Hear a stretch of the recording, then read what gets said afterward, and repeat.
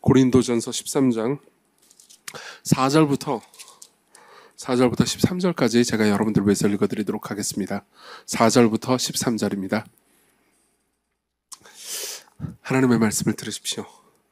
사랑은 오래 참고 사랑은 온유하며 시기하지 아니하며 사랑은 자랑하지 아니하며 교만하지 아니하며 무례히 행하지 아니하며 자기의 유익을 구하지 아니하며 성내지 아니하며 악한 것을 생각하지 아니하며 불의를 기뻐하지 아니하며 진리와 함께 기뻐하고 모든 것을 참으며 모든 것을 믿으며 모든 것을 바라며 모든 것을 견디느니라. 사랑은 언제까지나 떨어지지 아니하되 예언도 패하고 방언도 그치고 지식도 패하리라. 우리는 부분적으로 알고 부분적으로 예언하니 온전한 것이 올 때는 부분적으로 하던 것이 패하리라. 내가 어렸을 때는 말하는 것이 어린아이 같고 깨닫는 것이 어린아이와 같고 생각하는 것이 어린아이와 같다가 장성한 사람이 되어서는 어린아이의 일을 버렸노라. 우리가 지금은 거울로 보는 것 같이 힘이 하나 그때는 얼굴과 얼굴을 대하여 볼 것이요 지금은 내가 부분적으로 하나 그때는 주께서 나를 아신 것 같이 내가 온전히 하리라. 그런즉 믿음, 소망, 사랑 이 세 가지는 항상 있을 것인데 그 중에 제일은 사랑이라. 아멘. 약간 오늘 여긴 좀 어수선한걸? 이라는 생각이 들으시는 분들이라면요, 이렇게까지는 안 해주셔야 되는데 저희는 지금 수련회 기간 중입니다. 그래서 오늘까지 강화도에서 수련회를 하고 이제 시간꽤 대다수의 교인들은 거기서 지금 오고 있습니다. 그래서 각자 집으로 가고 있고요. 그리고 그래서 오늘 마지막 날입니다. 수련회 마지막 날이에요. 그래서 시간꽤 대다수는 지금 9시에 거기서 이제 주일 예배를 했습니다. 그리고 여기는 이제 수련회 가지 못하신 분들하고 새로 방문한 분들이 이제 여기서 예배를 드리는 거라고 생각하시면 되겠습니다. 그래서 사실 수련회 때 저희는 전체적으로 이제 고린도전서 13장의 메시지를 보았습니다. 그래서 오늘 지금 여러분들이 듣는 설교는 고린도전서 13장의 메시지 중에 마지막 설교입니다. 마지막 설교이기 때문에 여러분들이 못 들어서 모르겠는 걸 이렇게 생각하실 필요는 없습니다.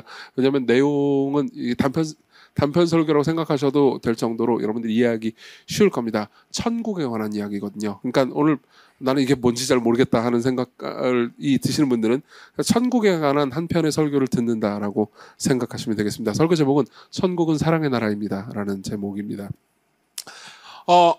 웨인 마틴데일이라는 사람이 있습니다. 이 사람은 휘튼 대학교의 영문학 교수입니다. 그리고 이 사람 원래 그리스도인이었는데 사실상 자신의 신앙은 형식적이고 그리고 그다지 그러니까 깊이 있는 하나님과의 교제는 없었다고 고백을 했습니다.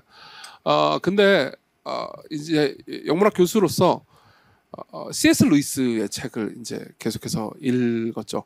C.S. 루이스의 책을 읽으면서 이제 자신의 생각이 어떻게 바뀌었는지를 얘기하는 부분이 있습니다. 특별히 자신의 생각이 천국이란 무엇인가라는 생각에서 극적으로 바뀌었다는 이야기를 해주죠. 제가 읽어드리겠습니다. 먼저 한 가지 고백을 해야겠다. 사실 나는 별로 천국에 가고 싶지 않았다. 천국에 가기를 소망해야 한다는 것은 알고 있었지만 실은 가고 싶지 않았다. 종종 죽은 뒤에 천국에 가기를 원했다고 말했던 것은 단지 지옥에 가기 싫었기 때문이다. 아마 여기 계신 분들 중에서는 이 말에 공감하시는 분들도 분명히 있을 겁니다. 여러분들의 머릿속에서 천국은 어떤 이미지일까요? 그냥 천사들 이렇게 뒤에 등에 날개 2개 달려있는 천사들이 팔랑거리면서 날아다니고 뭔가 지루하고 그리고 가운데는 성 비스무리한 게 있고 그 성은 약간 16, 17세기 고딕 양식의 그리고 뭐라고 해야 될까요? 그냥 뭐 맨날 예배에 있는 그런 약간 지루한 공간이라고 생각하기 십상일 겁니다. 아니요. 그거는 사람들이 천국에 대해서 만들어낸 이미지일 뿐이지 성경이 천국에 대해서 말하는 거하고는 상당히 거리가 있습니다. 여담으로 말씀드리자면 지옥도 마찬가지입니다. 지옥도 여러분 지옥하면 어떤 생각이 드시나요? 막 불타고 있고 사람들 으악 살려주세요 그러면은 뿔난 애들이 와가지고 삼지창 같은 걸로 사람들 쿡쿡 찌르면서 죽어 그러면은 뭐 괴로워하고 약간 이런 이미지 아니겠습니까? 그것도 실제 지옥에서 성경에서 말하는 지옥의 이미지하고는 정말 많이 거리가 있죠. 조나단 에드워즈라는 신학자는 이렇게 말한 적이 있습니다. 당신이 지옥에 대해서 아무리 나쁘게 상상해서 나쁘게 묘사한다 하더라도 실제 지옥보다 더 나쁘게 묘사할 수는 없을 것이다. 또 동시에 이렇게도 얘기하죠. 당신이 천국에 대해서 아무리 과장해서 좋게 묘사한다 하더라도 실제 천국보다 더 과장해서 묘사할 수는 없을 거라고요. 이 모든 것들은 우리의 이해의 범위 너머에 있습니다. 그리고 우리는 이것을 다 헤아릴 수조차 없을 겁니다. 하지만 우리가 읽은 본문 있잖아요. 이 본문은 그러니까 우리가 예수 그리스도를 믿고 그분 안에 거하는 사람들이 맞이하게 될 완성된 천국에 대해서 이해할 수 있는 실마리를 줍니다. 여기 본문을 보면요, 여러분들은 9절에서 이런 본문을 봅니다. 우리는 부분적으로 알고 부분적으로 예언하니, 그러니까 부분적으로 모든 걸 이해하고 있다는 거예요. 하나님에 대해서 듣고 이해를 해도요. 혹시 여기 앉아 계신 분들 중에서 기독교인들이 아닌 분들이 계실 겁니다. 저는 기독교인인지 거의 30년이 다 되어 갑니다. 예수 그리스도를 제 개인적인 주와 구주로 고백한 지 오래되었고, 그리고 따로 신학을 공부했습니다. 그리고 성경을 아주 여러 번 읽었죠. 그럼 여러분들 입장에서 저 사람은 하나님에 대해서, 신에 대해서요, 혹은 기독교에 대해서 잘 알고 있는 사람이겠군 이라고 생각할지 모릅니다. 그렇지만 저 역시 부분적으로 아는 사람입니다. 이 글을 쓴 사도 바울 역시 이 모든 것들을 부분적으로 아는다고 고백할 수밖에 없으니까요. 근데 온전한 것이 올 때에는 10절, 부분적으로 하던 것이 폐하리라 이렇게 얘기합니다. 온전한 것이 온다라는 말은, 그러니까 완성될 천국, 예수 그리스도께서 재림하셔서 이 땅에 다시 오심으로써 우리가 완성될 하나님 나라를 볼 때, 그 볼 때를 가리켜서 온전한 것이라고 표현을 하는 거죠. 그리고 실제로 많은 사람들이 알고 있는 천국 혹은 알고 있는 하나님은 진짜 하나님에 비하면은 아무것도 아닐 겁니다. 여기 12절에 보면요, 우리가 지금은 거울로 보는 것 같이 희미하구나라고 이야기를 합니다. 여러분들 입장에서 거울로 보는 게 왜 희미하지? 거울은 분명하게 잘 보여주는데? 라고 생각할지 모르겠지만은, 그러니까 1세기의 거울은 그렇게 분명하게 보여주지 않았습니다. 지금의 거울이야 선명하게 보여주죠. 1세기의 거울은 좀 보통 청동으로 만든 것이 많았기 때문에 좀 약간 희미하게 보여줬어요. 그래서 종종 물로 자기 얼굴을 보는 것이 좀 더 나았습니다. 근데 물로 여러분들의 얼굴을 비춰본 분들은 알겠지만은 그것도 그렇게 선명하진 않죠. 약간 희미하지 않습니까? 그런 것처럼 희미하게 알 뿐이지만 나중에, 그러니까 다시 그분이 오시고 재림하시는 그분을 우리가 만나게 될 때는 온전히 알게 된다는 거죠.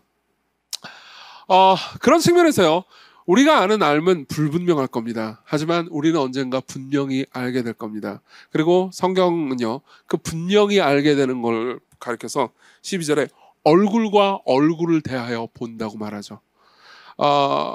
이건 굉장히, 그러니까 은유적인 표현이고 이해하기 쉽지 않은 표현이지만 이 말 안에 사실은 어떤 의미에서 천국의 본질이 들어있다고 생각하실 수 있을 것 같습니다. 그래서요, 저는 천국의 본질이 무엇인지, 천국에서 우리가 맞이하게 되는, 그리스도인들이 맞이하게 되는 것이 어떤 것인지에 대해서 먼저 묘사를 하고 싶습니다. 그래서 첫 번째로는요, 천국의 기쁨에 대해서 말씀드리겠습니다.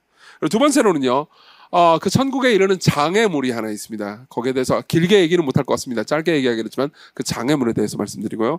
그리고 마지막으로 실제로 그 천국을 믿고 바라고 소망하는 사람들이 어떤 삶을 살 수 있는지에 대해서 말씀드리겠습니다. 첫 번째로는요, 천국의 기쁨이고요. 두 번째로는 천국의 장애물, 그리고 마지막으로는 천국을 사는 겁니다. 먼저 천국 이야기를 좀 해보죠. 아까 말씀드렸듯이 얼굴과 얼굴을 대하여 본다고 말합니다. 이게 천국에서 우리가 경험하는 가장 영광스러운 표현이죠. 여러분들이 천국 하면은 떠올렸던 이미지는 뭡니까? 사실은 천국이 좋은 이유는요, 거기서 뭐 먹고 사는 것을 걱정할 필요가 없다거나 혹은 뭐 그냥 고통이 없다거나 이런 정도가 천국의 본질은 아닙니다. 많은 사람들이 천국은 그냥 고통이 없는 곳이라고 생각합니다. 근데 고통이 없다라는 것만으로는 천국을 다 설명할 수 없죠. 실제로 성경이 가르치는 내용에 따르면요, 천국이 좋은 이유는 우리가 거기서 하나님을 얼굴과 얼굴을 대해서 보기 때문입니다. 물론 얼굴과 얼굴을 대해서 본다라는 말은, 그러니까 일종의 은유입니다. 이걸 그냥 천국에 가면 아무것도 안 하고 그냥 면대면만 하고 있다 이런 의미가 아니에요. 이건 은유죠. 성부, 성자, 성령 하나님은요, 그러니까 성자 하나님을 제외하고는 우리가 눈으로 볼 수 없습니다. 우리가 부활한 육체를 가지고 있어도 성부 하나님과 성령 하나님은 눈으로 볼 수 없습니다. 그분은 영이시고 그리고 눈으로 볼 수 없는 분입니다. 물론 분명히 자각하고 인지할 수는 있습니다. 그리고 성자 하나님은요, 우리와 똑같이 육체를 입고 계시고 부활하신 분이기 때문에 우리가 눈으로 볼 수 있을 뿐더러 그분과 안을 수 있고 그분과 함께 할 수 있죠. 예. 어쨌든 우리가 하나님을 인지하지 못한다라는 건 절대 아닙니다. 그러니까 눈으로 볼 수는 없겠지만 하나님은 확실히 인지할 수 있습니다. 그러니까 지금 그리스도인들은요, 나는 하나님이 살아계심을 믿어, 나 하나님의 뜻대로 살려고 노력하고 있어 라고 말할 때, 그러니까 그리스도인이 아닌 분들은 저 사람들은 눈에 보이는 건가 이렇게 생각할지 모르겠습니다. 안 보여요. 저도 안 보입니다. 예. 안 보이지만 지각하고 있죠. 종종 저는 이렇게까지 표현합니다. 하나님이 살아계시다는 것이 이 탁자가 이 교탁이거든요. 이 교탁이 여기 존재하는 것보다 더 확실하다고. 그렇게 말할 정도입니다. 그러니까 그리스도인들은 종종 거기에 대한 굉장히 강력한 확신을 가지고 있습니다. 하지만 그렇다고 해서 눈에 보이는 건 아닙니다. 여전히 믿고 있죠. 그렇지만 완성될 하나님 나라에서요, 우리는 그냥 봅니다. 그분의 영광을요. 그러니까 단순히 오감으로 느끼는 걸로는 다 표현할 수 없을 정도로 보게 됩니다. 이걸 이런 식으로 표현하면 더 나을 것 같습니다. 12절에 보면요, 이렇게 표현을 합니다. 지금은 내가 부분적으로 하나 그전에는 주께서 나를 아신 것 같이 내가 온전히 알리라. 지금 우리가 하나님을 아는 거를 이런 식으로 표현하면 좋을 것 같습니다. 우리는 그러니까 나는 성경을 읽고 그리고 성경을 여러 번 신학을 공부함으로써 혹은 기도함으로써 뭐 수련회 같은 데 가가지고 하나님을 깊이 체험했어요. 하나님을 압니다 라고 말하는 것을 진짜 여기서 온전히 아는 거하고 비교하자면 이런 비유가 좀 적절할 것 같습니다. 여기 앉아 계신 분들 중에서는 저하고는 꽤 오랜 시간 같이 지내면서 친한 분이 있을 겁니다. 예컨대 재훈 형제 저랑 친하죠. 어제 결혼한 재훈 형제. 근데 이제 재훈 형제한테 누가 저를 그렇게까지 잘 모르는 사람이 이런 얘기를 했다고. 나 이정규 목사님을 알게 됐어. 그래? 어떻게 알게 됐어? 뭐 어떻게 하다가 만나서 알게 됐어. 나는 그분이 이제 잘 알아. 그렇게 얘기하는 거예요. 그래서 재훈 형제가 이제 얘기를 합니다. 그래? 어떻게 알아? 뭐 어때? 이렇게 물어봤어요. 그러니까 이제 그 사람이 이렇게 얘기합니다. 그분의 특징이야 명료하지. 많이 먹잖아. 그럼 끝입니다. 더 아는 건 없어? 많이 먹던데? 자, 그렇게 말한다면 재훈 형제는 분명히 이게 사실이라고는 얘기할 겁니다. 그렇죠? 뭐 부인할 수 없는 사실이긴 많이 먹습니다. 근데 그 전부 다라고는 생각 안 하겠죠. 뭐 물론 뭐 많이 마신다도 있을 수 있고요. 그 외에는 많이 먹고 마실 뿐만 아니라 많이 읽기도 하지. 라든가 아니면 다른 여러 가지 이야기들을 해줄 수 있을 겁니다. 그러니까 저하고 같이 교제하고 나누면서 성품도 어느 정도 알 거고요. 그리고 저 사람이 하는 농담이 얼마나 썰렁한지도 알 수 있을 거고요. 여러 가지 이야기들을 더 많이 할 수 있겠죠. 우리가 지상에서 살아가는 사람 중에서 가장 탁월하고 깊이 있게 신학을 공부한 사람이 신학적으로 가장 그러니까 최고봉에 이른 사람이라 하더라도요, 하나님을 아는 지식은 그러니까 이정규가 그냥 많이 먹는다 정도를 아는 것보다도 못할 겁니다. 실제로 이것은 제가 하는 말이 아닙니다. 기독교 역사상 가장 탁월했던 신학자 중에 한 명의 한 말이에요. 토마스 아퀴나스라는 사람이 10세기에 기독교인이 있었고요. 이 사람은 어마어마한 신학적인 저술을 남겼습니다. 이만한 두께로 몇십 권의 신학 저술을 남겼어요. 근데 그 신학 저술은 미완성 작품이었습니다. 죽기 한 3개월 전쯤에 토마스 아퀴나스는 굉장한 경험을 합니다. 기도하다가 하나님의 영광을 이 땅에서 직접 보는 경험을 했다고 술회합니다. 그러고 나서 나중에 이제 이야기를 하죠. 난 더 이상 못 쓰겠어.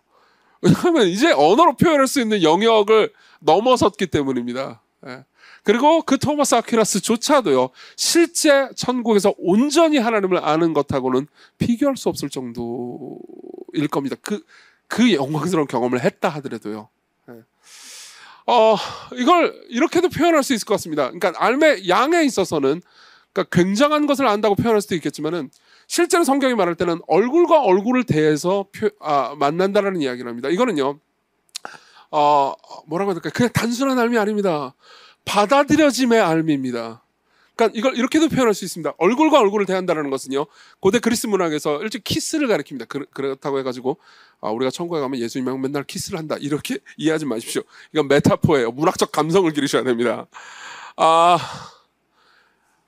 계속해서 그분께 받아들여지는 거죠. 계속해서 그분께 받아들여지는 거죠. 보세요. 여러분들 자신을 얼마나 아십니까? 물론 나는 나를 꽤 아는데, 잘 아는데 라고 생각할지 모르지만 종종 그러니까 내가 하는 행동이나 말이 나한테도 너무 낯설어서 나도 나를 잘 모른다 라고 생각할 때가 있습니다. 그렇죠? 그러니까 사실 우리도 우리 자신을 잘 모르는 셈입니다. 게다가 다른 사람은 나를 얼마나 알까요? 뭐 당연히 가족들은 좀 더 많이 알겠죠. 그렇지만은 모두가 다 아는 건 아닐 겁니다. 그리고 사실 나라는 존재를 누군가 진정으로 안다라는 것은 일종의 공포이기도 합니다. 저는 시각교회 교인들하고 친하고요. 저는 같이 시간을 많이 보냅니다. 제 생각에는 시각교회 성도들 중에서 좀 시간이 된 분들은 저를 잘 아실 거라고 생각합니다. 근데요, 저조차도 공포가 있습니다. 시각교회 교인들이 나에 대해서 다 알게 되면 어떻게 하지? 나의 모든 거에 대해서 다 알게 되면 이건 저한테 공포, 목사인데도 불구하고. 예. 물론 제가 여러분들이 저를 다 안다고 가정할 때 제가 목사직에 잘릴 정도의 잘못을 한 기억은 아직까지는 없는 것 같습니다. 하나님께 감사하게도요. 하지만 여러분들이 저를 다 알잖아요. 예. 그럼요, 저는 정말 부끄러울 겁니다. 그리고 속으로 생각하겠죠. 여기 있는 사람들이 나를 다 안다면 이 사람들은 나를 안 좋아할 것 같아. 정말 진짜 그렇게 생각합니다. 예. 제가 이렇게 정직하게 말할 수 있는 이유는요, 여러분들도 그러할 거라고 생각하기 때문입니다. 여러분도 그렇지 않나요? 여러분들 안에 있는 것을 제가 다 안다면, 내 모든 것을 저 사람이 다 안다면 저 사람이 날 싫어하지 않을까? 이런 공포가 있지 않습니까? 그리고요, 성경은 이렇게 말합니다. 예수께서요, 우리를 온전히 아신다고요. 그러면 여러분들 다 아십니다. 근데도 불구하고 우리가 그분을 알도록 허용하시죠. 우리와 얼굴과 얼굴을 대하십니다. C.S. 루이스는요, 사실 이 사랑에 관한 저는 C.S. 루이스와 아우구스티누스 이 두 명한테 둘 다 기독교 신학자들이라고 생각하면 됩니다. 루이스는 신학자는 아니고 영문학자겠지만 가장 많이 배웠습니다. 루이스는 이 경험에 대해서 이렇게 표현해 줍니다. 들어보십시오. 성경에는 우리가 그분 앞에 서게 될 거라고 적혀 있습니다. 그 말은 우리가 하나님을 기쁘시게 하고 하나님의 행복에 실제로 기여하고, 그러니까 우리 때문에 하나님이 기뻐하신다는 거예요. 하나님의 사랑을 받는다는 것입니다. 그저 불쌍히 여김을 받는 정도가 아니라 예술가가 자기 작품을 기뻐하듯 아버지가 아들을 기뻐하듯 하나님의 기뻐하심을 받는다니. 영광은 하나님이 좋게 보심, 하나님이 받아주심, 반응, 인정, 만물의 중심으로 환영받아 들어감을 뜻하기 때문입니다. 우리가 평생 두드려왔던 문이 마침내 열리는 것입니다. 네. 이게 바로 기독교 신앙의 본질입니다. 이게 기독교에서 말하는 천국의 본질임을 혹시 아십니까? 우리는요, 그러니까 평생을 걸쳐서 무언가를 두드리고 있습니다. 여러분들이 일주일 동안 살면서 여러분들 정말 많은 것들을 원하고 구했을 겁니다. 어떤 사람들은 명예를 구했을 거고요. 어떤 사람들은 어떤 입지나 자리를 구했을 겁니다. 돈을 구하는 사람들도 있었겠죠. 이 세계가 다 엮여 있는 사람들도 있었을 거고요. 그때 여러분들이 바라는 건 뭡니까? 돈이요. 아니요. 돈을 통해서 뭘 원할 겁니다. 돈을 통해서 사람들의 인정을 원하든지 아니면 돈을 통해서 안정을 원하겠죠. 그럼 그 안정을 해서 뭘 원합니까? 또 여러분들은 무언가를 원합니다. 그리고 계속 원하고 원해서 가져도 여러분들의 삶에서는요, 내가 가졌는데도 불구하고 나는 여전히 가지지 못한 것 같은 생각이 들어. 이런 생각이 들죠. 네. 이게 모든 사람들이 겪는 문제예요. 네.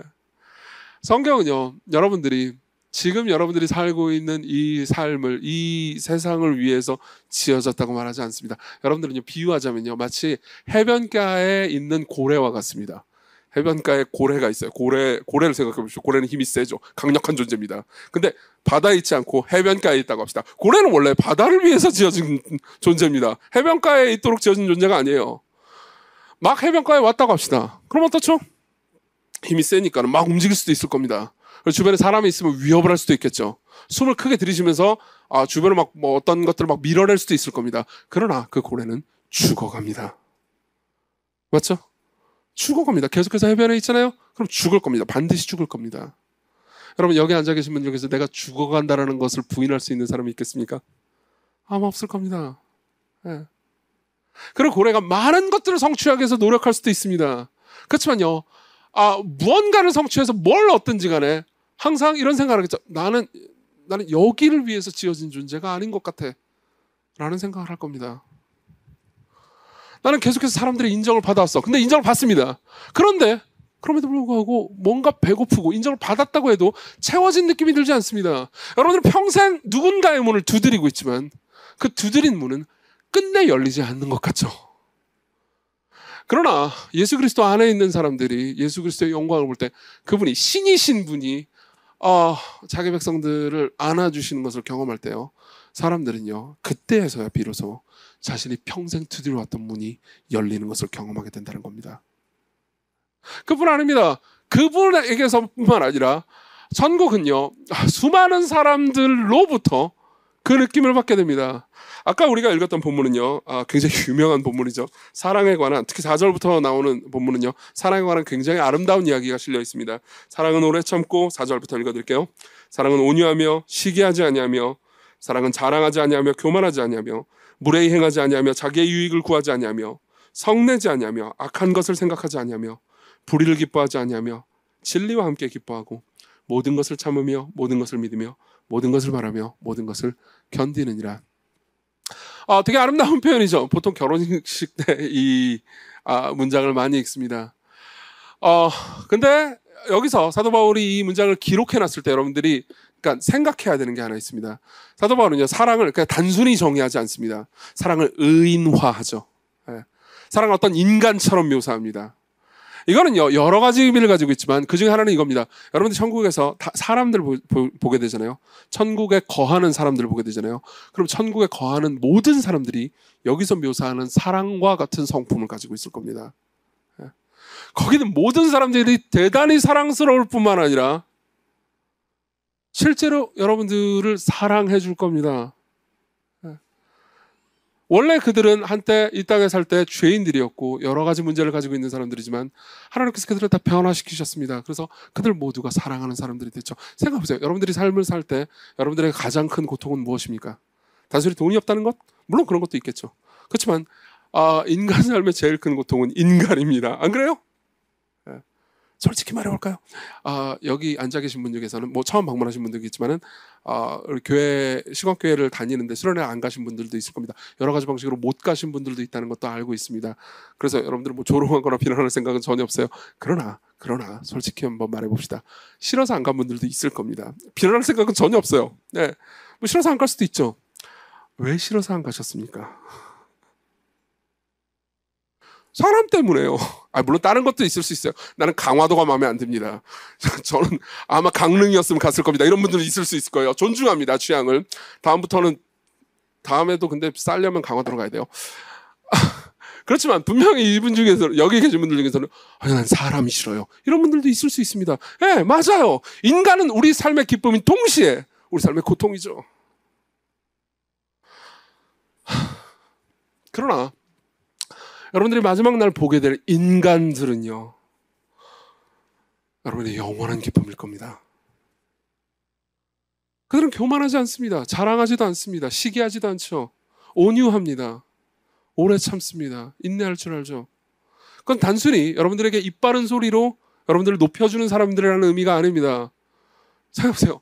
여러분들에게 칭찬을 우리는 직관적으로 다 알고 있습니다. 이 칭찬이 나에게로부터 무언가를 얻기 위해서 그냥 입 바른 소리를 하는 것인지 아니면 진짜로 나를 좋아해서 하는 것인지 그 차이를 압니다. 생각해보세요. 저는 예배를 설교뿐만 아니라 예배를 인도하는 사람이고 종종 찬양 인도를 합니다. 그렇죠? 근데 제가 찬양 인도를 할 때 저도 원하지 않겠습니까? 여러분들이 찬양을 할 때 굉장히 기쁨으로 막 뭔가 불붙어서 찬양하기를 원하는 사람이지 않겠어요? 그죠? 그러면은 저도 뭔가 이렇게 찬양 인도를 이렇게 하면서 이렇게 뭔가 멋있는 멘트를 하려고 할 거 아니에요. 근데 잘 보세요. 우리는요, 우리가 진정성 있게 말하기는 힘들어하지만 남들이 진정성 있게 말하지 않는 것을 파악하는 데는 능하잖아요. 그죠? 제가 뭔가 진짜로 찬양하는 게 아니고요, 진심으로 말하는 게 아니고 저 인간이 우리를 예배 시간에 가스라이팅하기 위해서 불 붙이려고 멘트를 치는군. 그런 식으로 가식적으로 하면 여러분들은 분명히 알아챘을 겁니다. 그렇죠? 네. 아니 모르셨어요? 둔하시군요. 알아챌 수 있습니다. 저도 알아채니까요. 그렇지만 종종 이럴 때도 있습니다. 정말이에요.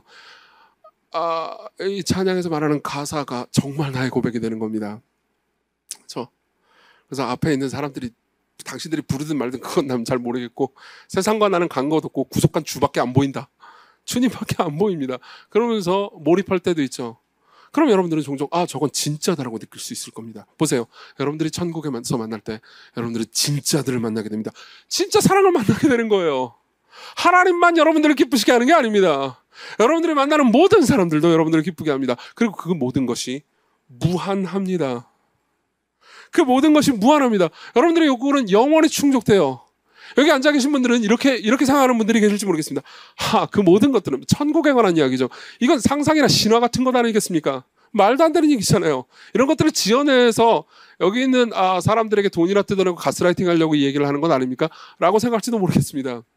예, 물론 그렇게 볼 수도 있겠죠. 하지만 이렇게도 한번 생각해 보십시오. 정말 우리가 무언가를 바란다는 거는요, 우리가 바라는 무언가가 있다는 증거일 수도 있습니다. 루이스를 다시 한번 인용해 드리죠.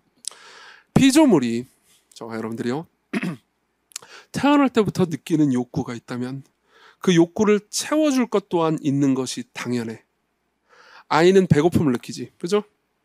그러니까 음식이라는 것이 있잖아. 새끼 오리는 헤엄치고 싶어 하지. 그러니까 물이라는 것이 있는 거고, 또 사람은 성욕을 느껴. 그러니까 성관계라는 것이 있잖아. 그런데 만약 이 세상에서 경험하는 것들로 채워지지 않는 욕구가 내 안에 있다면 그건 내가 이 세상이 아닌 다른 세상에 맞게 만들어졌기 때문이라는 것이 가장 그럴듯한 얘기일 거야. 이해되십니까? 여러분들이 가지고 있는 욕구가 이 세상에 어떤 것을 가져도 채워지지 않는 욕구가 여러분들 안에 있다면요, 그것은 여러분들이 그냥 이상한 존재라기보다는 여러분들이 이 세상에서 줄 수 있는 것으로 채워지지 않는 어떤 고귀한 존재로 지음받았다는 의미 아닐까요? 실제로 사람들은 이렇게 말합니다. 그래서 천국에 뭐 좋은 게 많이 있나요? 쾌락이 있나요? 예, 상상을 초월하는 쾌락이 있을 겁니다. 그럼 사람들은 저한테 물어봅니다. 그래서요, 천국에도 성관계가 있나요? 그럼 제가 대답합니다. 그건 없어요. 뭐가 쾌락적이라는 거죠? 보세요. 저도 옛날에 이렇게 생각했어요. 전국을 잘 모를 때는, 성경이 가르쳐주는 천국을 잘 모를 때는 저도 이렇게 생각했었습니다. 성관계 그런 걸 없다고 그러면 별로 하여튼 지루한 곳일 것 같은데 라는 생각을 했습니다. 혹시 여기 계신 분들 중에서 저 같은 생각을 하는 분들이 계신지 모르겠습니다. 제가 옛날에 총각 때요, 결혼하기 전에 이제 뭐 교회에서 이제 청년 형들이랑 같이 뭐 교제를 하거나 소그룹 모임을 하잖아요.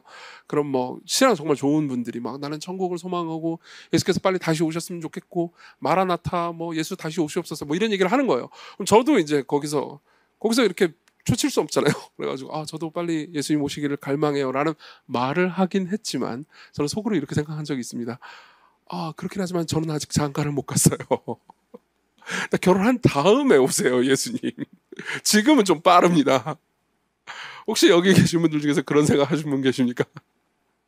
제가 일부 예배 강화도에서 하고 왔는데 그중에 손 들어보니까 진짜 몇 명이 손 들더라고요. 손 들지 마십시오. 여기 너무 좁고 창피하잖아요. 보세요.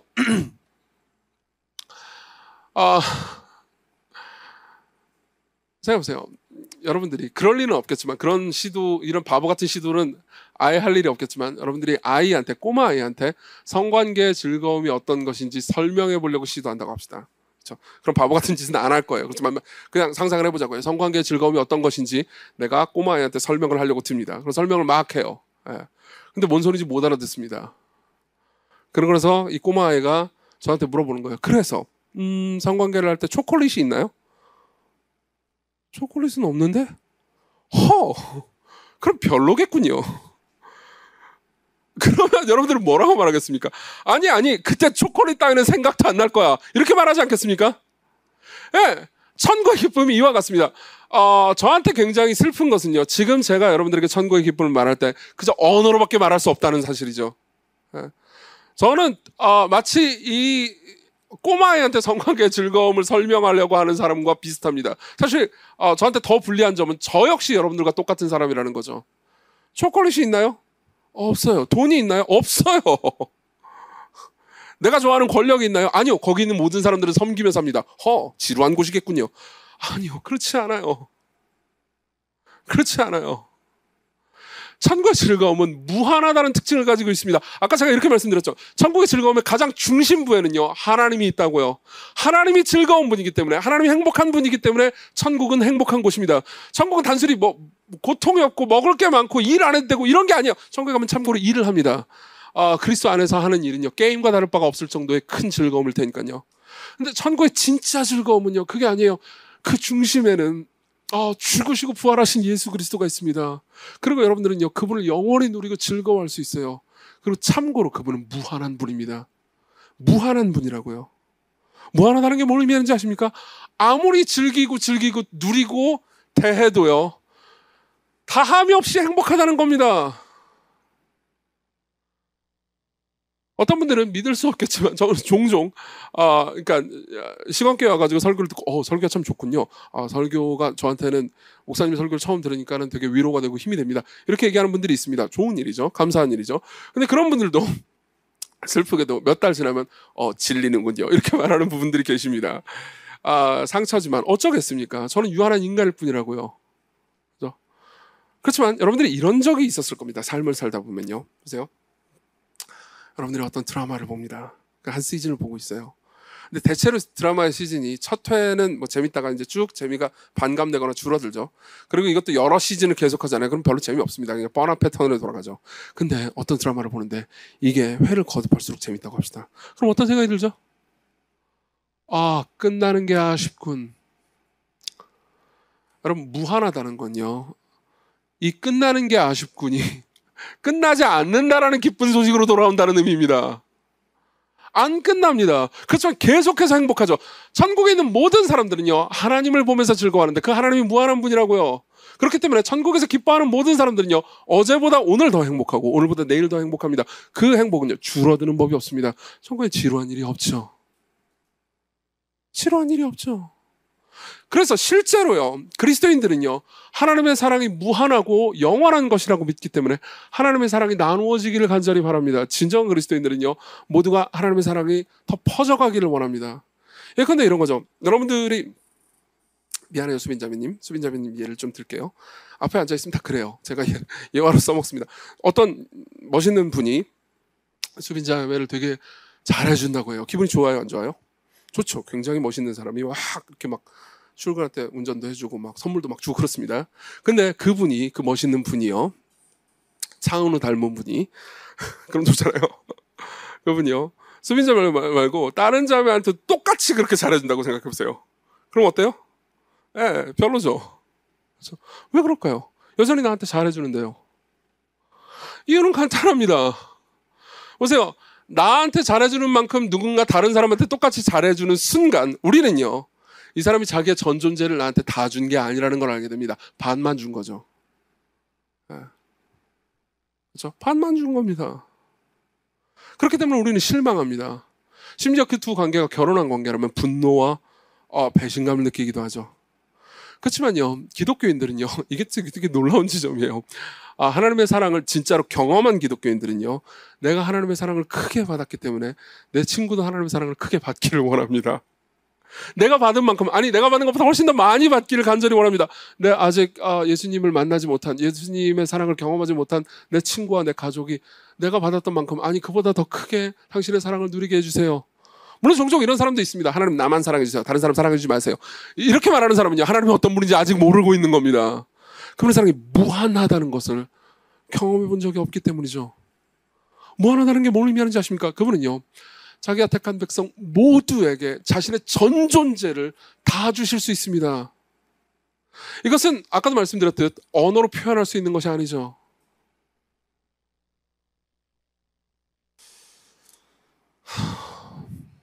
그래서요, 13절은 굉장히 유명한 말씀인데요. 13절은 이 사랑에 대해서 이렇게까지 표현합니다. 이건 굉장히 놀라운 말씀이에요. 13절 같이 한번 읽어봤으면 좋겠습니다. 시작. 그런즉 믿음, 소망, 사랑, 이 세 가지는 항상 있을 것인데 그 중에 제일은 사랑이라. 이 말은요, 그러니까 사람들이 일반적으로 흔히 이해하는 의미하고는 좀 다른 의미입니다. 많은 사람들이 이렇게 생각해요. 그러니까 미덕이라고 볼 수 있는 게 믿음, 소망, 사랑 세 개인데 그 중에 사랑이 최고, 나머지는 좀 약간 열등한 것, 이런 식으로 오해해요. 아니요, 그런 의미가 아닙니다. 앤서니 티슬턴이라는 사람이 있습니다. 이분은 영국의 굉장히 탁월한 신약학자고 이 본문에 대해서 아주 긴밀하게 주석을 합니다. 그러면서요, 고대 그리스어 문법에 따르면 이 말의 진정한 의미는 이거라고 말합니다. 나머지 두 개는요, 영원하진 않다는 거예요. 여기 보면은 한국말 번역에 보면 믿음, 소망, 사랑 세 개가 다 영원한 것처럼 쓰여 있잖아요. 근데 실제로 그리스어 문법에 따르면 사랑만이 영원하다는 거죠. 나머지 믿음과 소망은요, 그러니까 영원까지는 아니라는 겁니다. 이게 본문의 원 의미라는 거예요. 도대체 무슨 얘기를 하고 있는 걸까요? 사랑만이 영원하고 나머지 둘은 아주 영원한 건 아니라고요? 이건 이런 의미입니다. 보세요. 믿음은요, 믿음은 눈에 보이지 않는 걸 결국 믿는 겁니다. 그렇죠? 아까 제가 말씀드렸듯 저한테는 믿음이 있습니다. 저는 예수 그리스도를 제 마음으로 믿고 그분이 제 삶의 주인과 구주입니다. 그러나 그렇다고 해가지고 제 눈으로 예수님을 본 적은 없습니다. 예. 혹시 눈으로 봤다고 주장하시는 분이 있다면 끝나고 저하고 잠깐 얘기 좀 나눴으면 좋겠습니다. 아마 그렇진 않아요. 예. 믿죠. 물론 그 믿음은 제가 경험한 적이 없는 믿음도 아니고 입증할 수 없는 믿음도 아닙니다. 분명히 입증할 수 있고 저한테는 역사적인 근거와 경험적 근거가 있습니다. 하지만 결국 믿죠. 그러나 온전한 것이 올 때, 즉 그분이 다시 오시는 것을 우리가 눈으로 볼 때요, 예수 그리스도를 믿는 사람들이 볼 때요, 그땐 더 이상 믿음이 필요하지 않습니다. 예. 눈으로 보는데요. 소망은 뭐죠? 희망은 뭐죠? 바라는 겁니다. 아직 이루어지지 않았기 때문에 바라는 거죠. 아직 온전하지 않기 때문에 바라는 겁니다. 근데 온전한 것이 옵니다. 그러니까 내 바람은 채워진 상태가 되는 거죠. 믿음은 실제가 되어 사라지고 소망은 기쁨이 되어 비워지나 사랑은 하늘에서 영원히 빛나리라. 고대의 찬송가입니다. 사랑은 영원하죠. 사랑은 영원합니다. 이게 바로 그분의 얼굴을 본다는 말의 의미입니다. 자, 그럼 이 지점까지 오면 여기 계신 분들 중에서 어떤 분들은 그래? 그럼 그분의 얼굴을 본다는 건 꽤 좋은 일이군, 이렇게 생각하실 수 있습니다. 하지만 여기에는 장애물이 있습니다. 이 장애물에 대해서는 빠르게 좀 이야기할 수 있을 것 같습니다. 보세요. 그분의 얼굴을 본다는 건, 하나님의 얼굴을 본다는 건 아까도 말씀드렸듯이 은유적인 표현이고 그분께 영원히 받아들여진다는, 그분의 영광을 직접 체험한다는 의미입니다. 근데요, 구약 성경에 보면 그분의 영광을, 얼굴을 보고 싶다는 이야기로 가득합니다. 예컨대 시편 42편은요 이렇게 말하죠. 내 영혼이 하나님 곧 살아계시는 하나님을 갈망하나니 내가 어느 때에 나아가 하나님의 얼굴을 뵐까, 이렇게 말하기도 합니다. 근데 어떤 부분에 보면요, 하나님의 얼굴을 보는 걸 두려워합니다. 그때 내가 말하되, 이사야 6장 5절, 화로다 나여 망하게 되었도다. 나는 입술이 부정한 사람이요 나는 입술이 부정한 백성 중에 거주하면서 만군의 여호와이신 왕을 배었음이로다. 자, 이사야라는 사람이 있고요, 이 사람은 하나님의 얼굴을 봅니다. 그리고 끔찍하게 두려워합니다. 왜 두려워할까요? 실제로 성경에 보면요, 하나님의 영광과 얼굴을 보는 것이 너무 좋은 것이라는 표현과 동시에 하나님의 얼굴을 본다는 것이 끔찍하게 두려운 일이라는 이야기를 합니다. 여기 있는 사람들이 그 이야기를 해요. 왜 그럴까요? 모든 사람들은 직관적으로, 아마 여기 계신 분들 중에서 기독교 신앙이 없는 분들도 그런 생각을 하실 거라고 생각합니다. 만일 진짜 신이 있다면 나는 그 신에게 빚을 지고 죄를 지은 사람이라는 감각이 있습니다. 보세요. 내가 누군가한테 빚을 졌다고 합시다. 예. 그러면요, 저는 그 사람을, 뭔가 잘못을 하잖아요. 그래서 그 사람을 보고 싶지 않습니다. 그 사람을 웬만하면 피하고 싶죠. 자, 이게 모든 인간 안에 있는 내재적인 본성이라는 겁니다. 사람들은 마음속에 오직 하나님으로만 채울 수 있는 빈 공간이 있는데도 불구하고 그 하나님을 보기를 두려워한다는 거죠. 빚을 졌기 때문에요. 그래서 실제로요, 출애굽기에 보잖아요. 그럼 모세가 등장합니다. 그리고 하나님께서는 모세를 너무 사랑하셔서, 모세를 미워해서가 아니고요, 모세를 너무 사랑하셔서 모세를 손으로 가리셔서 자신의 얼굴을 보지 못하게 하는 장면이 나오죠. 출애굽기 34장에 나옵니다. 그 정도예요. 왜 그럴까요? 모든 인간이 하나님 앞에서 마치 빚을 진 사람이 자기에게 빚을 준 사람을 도망가고 싶든, 내가 무언가를 잘못했을 때 그 사람을 피하고 싶든, 모든 사람이 하나님을 원하지만 하나님을 피하고 싶어하는 본성이 있다고 말하는 거죠. 여러분들은 어떠십니까?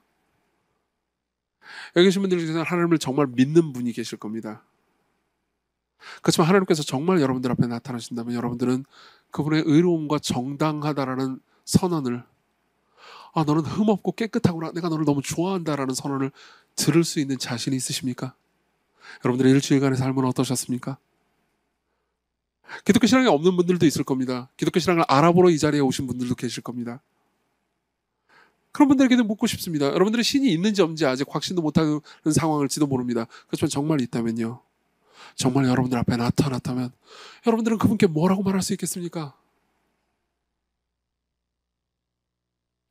더욱이 천국이 이렇게 좋은 곳이라면, 이렇게 사랑하는 곳이라면 사랑하지 않는 내가 천국에 합당할까요?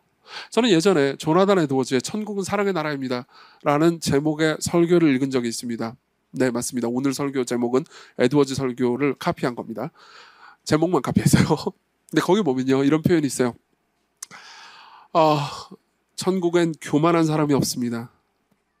천국에는 자기 비하나 자기 연민에 가득한 사람도 없습니다. 천국에는 그 누구도 다른 누구를 파괴적으로 소유하는 사람도 없습니다. 천국에서는 관계는 순전히 서로를 향한 은혜에 근거하며 노력에 근거하지 않습니다. 천국에서 모든 사람은 하나님을 최고로 사랑하며 그 사랑은 흘러넘쳐서 서로에게 닿습니다.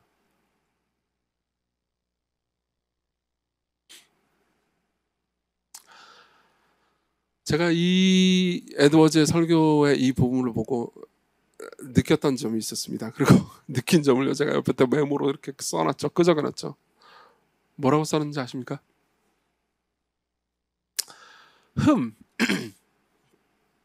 천국엔 내가 없겠군. 왜요? 저 교만한 사람이니까요. 자기 비하와 연민에 가득한 사람이기도 하고요. 그리고 관계를 통해서 사람들을 섬기기보다 사람들을 소유하고 싶어 합니다. 천국에 그런 사람이 없다면 천국엔 나도 없어야 마땅합니다. 그러나 성경의 빛나는 약속은요, 그런 모든 사람들이 천국에 합당하지는 않지만 천국으로 초대받을 수 있다고 말합니다. 하나님께서는 기필코 그 사람들을 변화시키셔서 아름다운 모습으로 빚으시고, 그리고 아직 변화되지 않은 그 상태 그대로 조건 없는 사랑으로 받아주신다고 말합니다. 미래에 더 나아진 다음에, 더 아름다워진 다음에 받아주시는 게 아니고요, 지금 있는 그 상태로 천국의 사람으로 받아주신 다음에 아름답게 만들어 가신다는 거죠.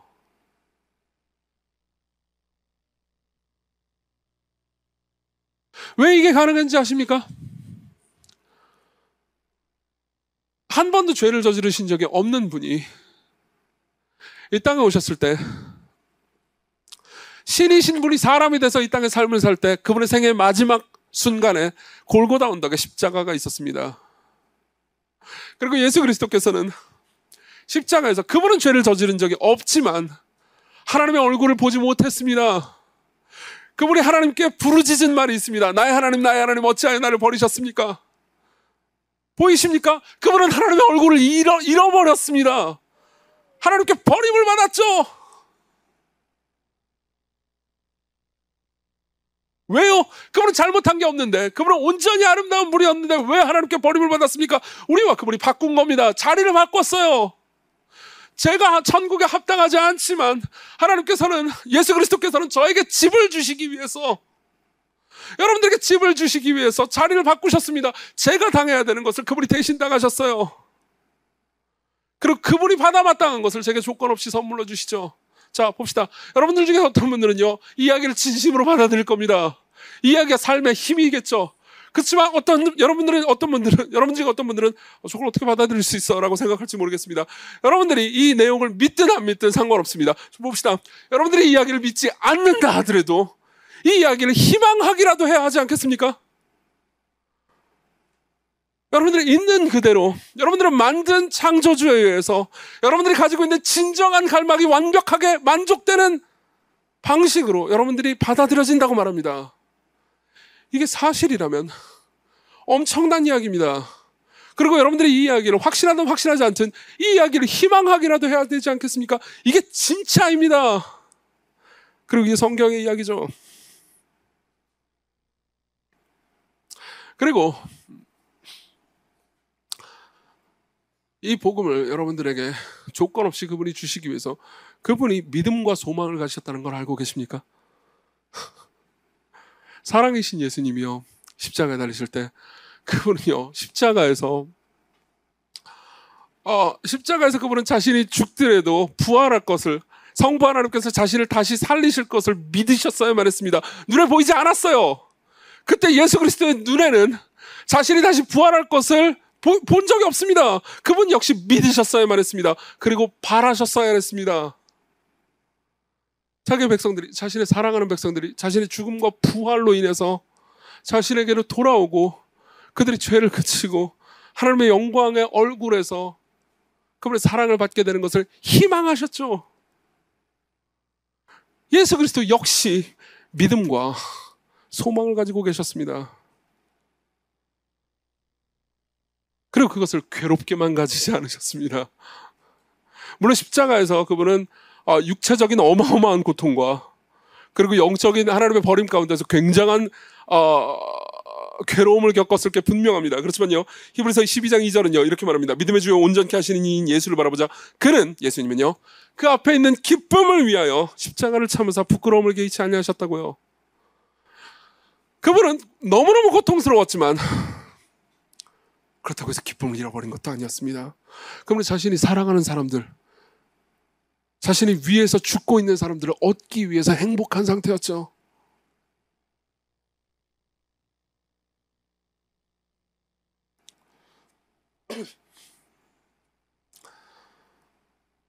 그분의 얼굴을 잃어버리심으로 우리가 얼굴을 찾게 되었습니다. 자, 그럼 마지막 이야기를 하죠. 간단한 적용을 하겠습니다. 이 모든 것들을 믿는 사람들은 지금을 어떻게 살아갈 수 있겠습니까? 지금 현재를 어떻게 살 수 있겠습니까? 답은 어떤 의미에서 굉장히 간단합니다. 사랑하면서 살아가는 거죠. 믿음과 소망을 가지고 사람들을 사랑하는 겁니다. 지긋지긋한 죄인들과 더불어서 그들을 사랑하면서 섬기면서 살아가는 거죠. 여러분들도 섬김을 받으면서 살아가고요. 사람들과 엮이는 겁니다. 아주 짜증나는 일이죠. 사람들과 엮이는 일이에요. 루이스의 말을 다시 한번 읽어드리죠. 사랑한다는 것은 상처받을 수 있는 위험에 자신을 노출시키는 행위입니다. 무엇이든 사랑해 보십시오. 여러분들의 마음은 분명 아픔을 느낄 것이며 어쩌면 부서져 버릴 수도 있습니다. 마음을 아무 손상 없이 고스란히 간직하고 싶다면 누구에게도, 심지어 동물에게도 마음을 주어서는 안 됩니다. 그것을 취미와 작은 사치로 조심스럽게 감싸두십시오. 취미나 작은 사치 정도만 좋아하라는 거예요. 또 모든 얽히는 관계를 피하십시오. 마음을 당신의 이기심이라는 작은 상자 안에만 넣어서 안전하게 잠가두십시오. 실제로 그러라는 말이 아닙니다. 비꼬는 거죠. 여러분, 여러분들이 이웃을 사랑한다면 여러분들이 힘들 겁니다. 그렇지만 진짜로 천국을 믿는 사람은 영원히 이웃을 사랑하면서 살아갑니다. 그렇기 때문에 천국에 있는 사람들은요, 죄가 없는 상황에서 누구도 고독하지 않죠. 누구도 소외받는 사람이 없습니다. 그렇지만요, 지금 이 땅에서 사랑하는 삶을 살아가는 사람들은요, 쉽지는 않을 겁니다. 예전에 스코틀랜드의 어떤 유서 깊은 교회에 어떤 목사님이 설교를 하고 있었고요. 그리고 그 청중 중에 한 명은 그 설교가 길어지자 지루해하기 시작했습니다. 아마 오늘 같은 설교였을지도 모르겠어요. 그래서 지루해서 더 이상 설교를 듣지 않고 벽에다가 낙서를 하기 시작했습니다. 그리고 그 낙서가 누가 썼는지도 작자음 이상이고 모르고, 그리고 뭐 그렇게 뭐 좋은 거라고 볼 수는 없잖아요. 그렇지만 명시로 남았죠. 제가 읽어드리겠습니다. 제가 옛날에 한번 인용해드린 적이 있어요. 사랑 가운데 성도들과 함께 천국에 거하는 것, 그거 참 영광스러운 일일세. 내가 아는 성도들과 이 땅 위에 함께 거하는 것, 그건 좀 다른 이야기지. 그건 좀 다른 이야기죠.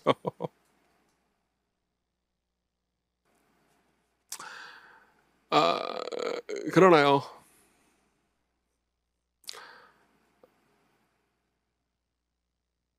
여러분들이 누군가를 사랑하면서 삶을 살잖아요. 그럼 여러분들은 정말 아름답게 변해갈 겁니다. 정말이에요. 그 과정이 고통스러울지라도 여러분들은 변해갑니다. 제가 어제 저녁에도 설교 때 잠깐 이런 똑같은 예화를 들었는데요. 저는 처음에 커피를 마셨을 때 이게 그냥 쓴 까만 물이라는 것 외에는 아무 맛을 느끼지 못했습니다. 근데 지금은 말도 안 되는 소리를 커피 마시면서 초콜릿 향이 나네 막 이러면서 무슨 초콜릿 향이에요. 샤인 머스켓 향이 나. 까만 물인데 무슨 샤인 머스켓 향이 나. 근데 진짜 나겠나요? 왜냐면 계속 마시니까요. 그 안에 미를 느끼는 거죠. 이게 훈련된 미를 느끼는 겁니다. 맞죠? 우리는 그러니까 어떤 즐거움은 훈련이 필요하다는 걸 압니다. 그렇죠? 네, 사랑도 똑같아요. 좀 가혹하게 느껴지기 십상입니다. 하지만요, 그렇게 훈련된 사랑의 사람은요, 너무나 아름다운 사람이 됩니다. 그러니까 천국의 사람이에요. 그리고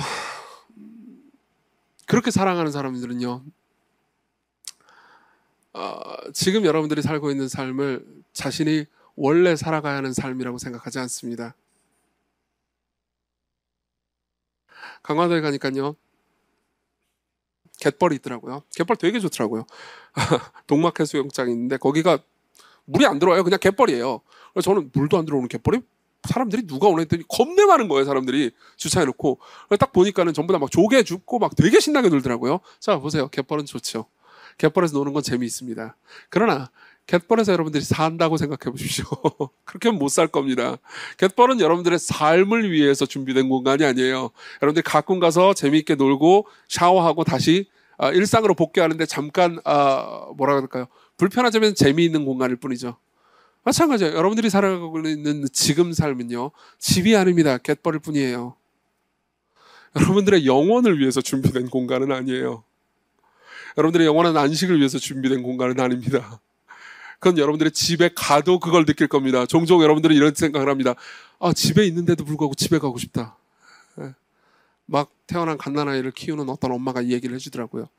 내가 분명히 집에 있는데 여전히 난 노동을 하고 있어요. 그래서 난 또 집에 가고 싶은 겁니다. 그럼 어느 집에 가야 합니까? 여러분, 우리 모두를 위해서 예비된 안식할 수 있는 공간이 있습니다. 그리고 그곳은 사랑의 나라입니다. 그리고 그리스도께서 그곳에서 잠시 쫓겨나심으로 여러분들 모두를 기쁨으로 초대하실 수 있게 됐습니다. 그리고 여러분들은 그 삶을 살아갈 수 있어요. 그래서 경험하고 싶지 않으십니까? 그리스도께로 오십시오. 기도합시다.